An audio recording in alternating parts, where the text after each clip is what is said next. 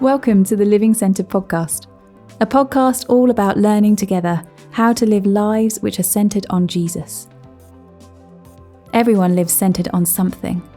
Our goal is to learn together how every area of our lives, everything about who we are and how we live, can be increasingly oriented around Jesus and transformed by Jesus.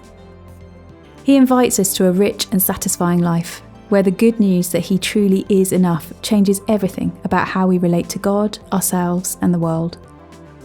In each episode, a different person shares about what it's looking like for them to seek to centre their life on Jesus right now. As we hear their stories, we get to learn together and to encourage one another in what it means for Jesus to be at the centre of our lives. This is a journey we are all invited to, and a conversation we all get to be a part of. Thanks for joining us.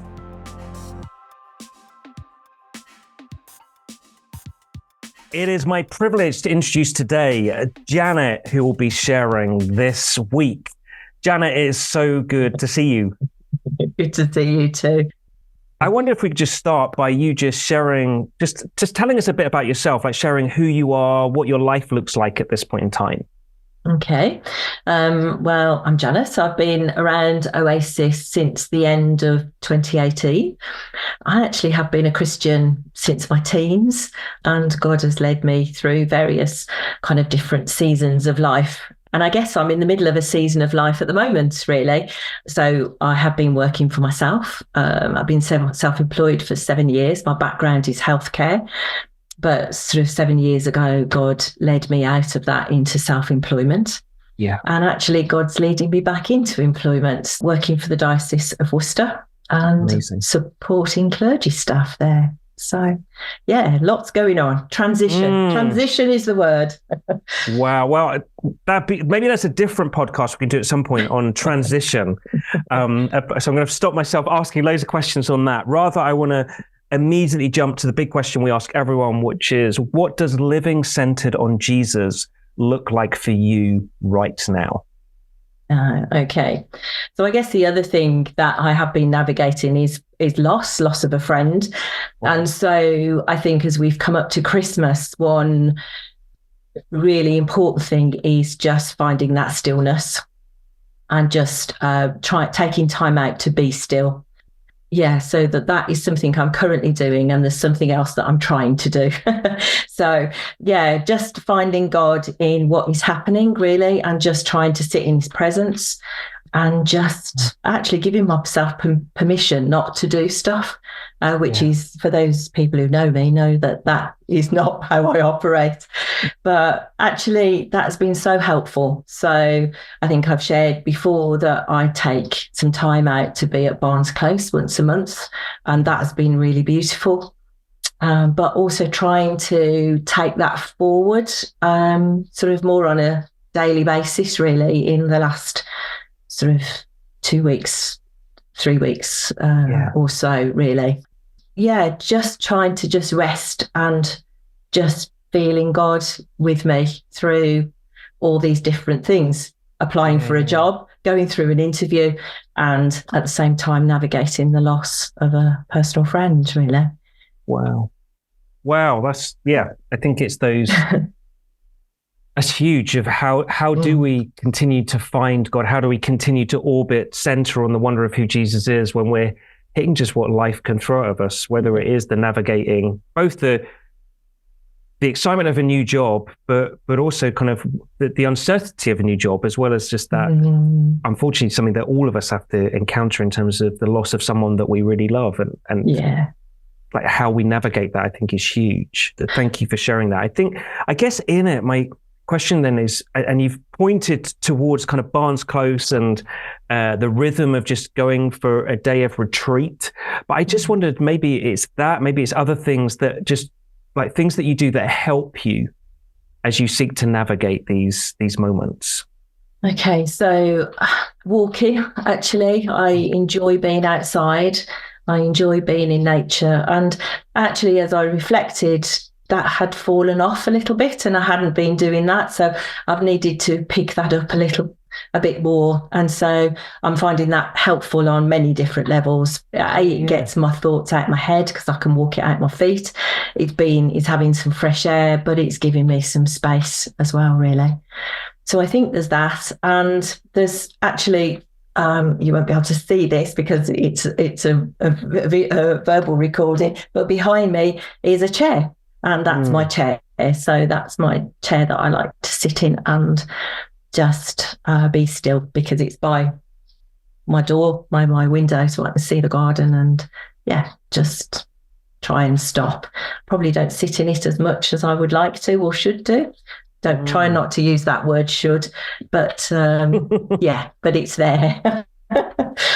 It's really good. Could you, just to push you on that, just, I can see the chair just in this recording, but like what's the thoughts behind that? Because I can jump to some conclusions as to why you might have a set place that you go to be still. But I just wondered, like, how's that come about for you? What does that chair represent, I guess?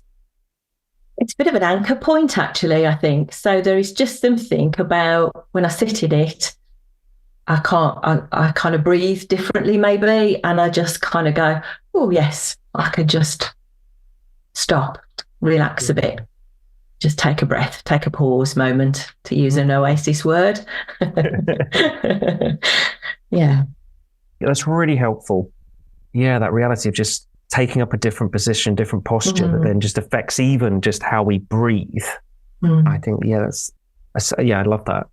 And just, I guess, in that, and just within the complexities of all that you've just shared, and just how you're then seeking to still find God there and seeking to still center on Jesus within all of this, is what are things that you're discovering at the moment in respect to, I guess, relationship with Jesus, with the Father, the Spirit? It's not easy, actually, that we have to be intentional about it. It's the most beautiful thing, and it's the thing that I absolutely want to do, but it's almost practicing it to make it a habit, actually. And so setting an intention to do it is really, really important. So I think also having other people on that journey with me. So another thing that I'm trying to do, I was challenged. I felt challenged a few weeks ago while we were studying Philippians, and it was when Lucy was preaching, and Davina shared, and she shared something about declaring God's truths over herself and how she sort of makes an intention to do that. And I felt really challenged by that, actually. And so I've got some little cards that I use in all sorts of, in my work and different things. And some are around identity in God. And I kind of found these out because they were in a cupboard somewhere. And the first one that I pulled out was actually, you're a child of God. And that really resonated. It then linked me to a song in my head, which no longer a slave to fear, I am a child of God. And actually, I've just been sitting with that, probably not as much as I would like to. But I keep coming back to, you're a child of God. And then that song, music's really, really important for me. So just kind of singing that or playing that has been really helpful. But I shared it with somebody at church, that kind of intention. And actually, they were doing something similar, or thinking about doing something similar. So we made a pact to try and just encourage each other along that journey and into the new year. So I think it is about having others on the journey. It's about being intentional about it, but also not beating yourself up when you forget, or that's good, when you run out of time. Or, No, that's so helpful. I think it is that. It's so important to not do that beating yourself up, because then at that point, it suddenly slips from something that's there to do us good, that would be invited into relationship with someone, with God with Father, Son, and Spirit, to something that feels like is an expectation of something we've got to achieve. And therefore, we just got to go through the motion. And it just flips it, just subtly. So it's so important. I also love just you, Sarah. Sorry, keeping it really simple. Good. Yeah. It's really good. And I was going to say this, that in the keeping it simple, I loved also that how you are sitting with something, but how you then allow that, whether it's identity in terms of child of God, and that then kind of interlinking for you in ways that you're wired. So it's not only just something you're thinking about, it's then songs that come to mind, the music that's important, it kind of then feeds into it. I just love just how it all kind of interconnects. I guess my follow-up question would be, in terms of these things that you're discovering, of being intentional, of doing the journey with others, of not beating yourself up, is how is it changing you? Like if we were to rewind the clock and say, okay, this is Janet 6 months ago or 3 months ago, like to who Janet is now, like what would you be saying? Oh yeah, I think this is how I'm changing at this point. Yeah, okay. I think there's a couple of things in there for me. One is actually when I wobble, and I have been wobbling, I just have a reassuring sense of God there. So kind of the move out of self-employment back into employment is quite huge, actually. And the thought of, going to work and actually physically going to Worcester is, I haven't done that, for 7 years. But every time I kind of am having a wobble, I get a reassurance that it is actually the right thing to do, which is beautiful. I think I'm quite a doer, so I'm very good at jumping in and saying, yeah, I'll do this, or offering, or what have you. And whilst there's nothing wrong with that, I think what I'm doing is taking a bit more time and just pausing and going, actually, is this right? So I'm more peaceful around that, really. So just taking a bit of space, a bit more time to work out, actually, is this the right thing to do? It's really good. It's really good. I wonder, this is an additional cheeky question. It's an NB moment, because I think it's so helpful just to hear how, like, you're changing through it. But I just wondered if I could just, as a cheeky ask, you talked about the rhythm of just going to Barnes Close, which is a retreat center. We'll put some details in the notes as to how you too could go there. I wondered, like, when you go away for a day, what do you do?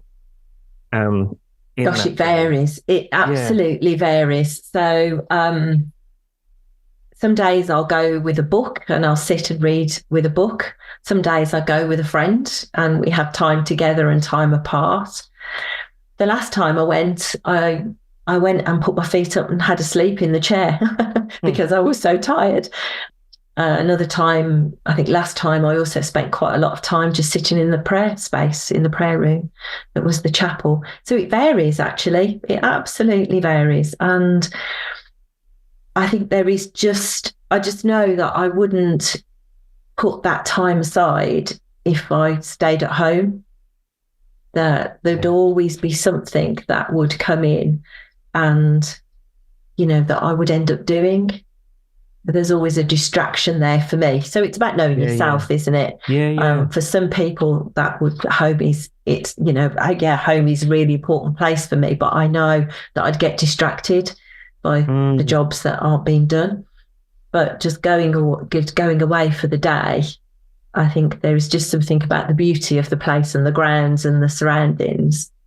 And it's a special place, really. It's one of those thin places, as we say, isn't it? So for me, it's helpful just to remove myself into a different place. That's so good, Janet. Thank you so much for sharing. You're really welcome. I think for me, I'm going to be considering, out of the wonder of all the richness of what you've shared, I think the thing that struck me this time that I want to just contemplate over this coming week is just that whole aspect, whether it's a chair or something that just is a space to go to. And just what came to mind as you said it was just Jesus talking about prayer in Matthew's gospel and saying, lock yourself away in a room, and just that, like, not only a retreat is a place where you go to, but also a place that you can have within your norm. And just want to consider that of like, okay, what about somewhere where I just go to just be? So I think I'm going to consider that. How about you, my listening friends? What are you going to be considering over this coming week of all that Janet has been sharing? Once again, just to say, in terms of retreats that we've mentioned, we'll put some things in the notes of places you could go to. One's been mentioned of Barnes Close. Also, we'll probably just send a link of something you can show if you're interested in going a guided retreat, something we run within Oasis, and maybe some notes that just can help you in terms of if you take some time out, like what do you do within that time? Janet said some things that work for her. Maybe you need some help in terms of some other things, and we'll just add some notes of things that could help you there. Otherwise, lastly, I just want to say thank you for listening. And I pray you would know more of the wonder of living centered on Jesus this coming week. Thanks for joining us on this week's episode of the Living Centered podcast. New episodes are released every Monday, and if you enjoyed this episode, please do like and subscribe on your chosen podcast provider to receive them direct each week. Living Centered is produced by the team at Oasis Church in Birmingham, UK, and you can find out more and get in touch with the team via theoasischurch.com.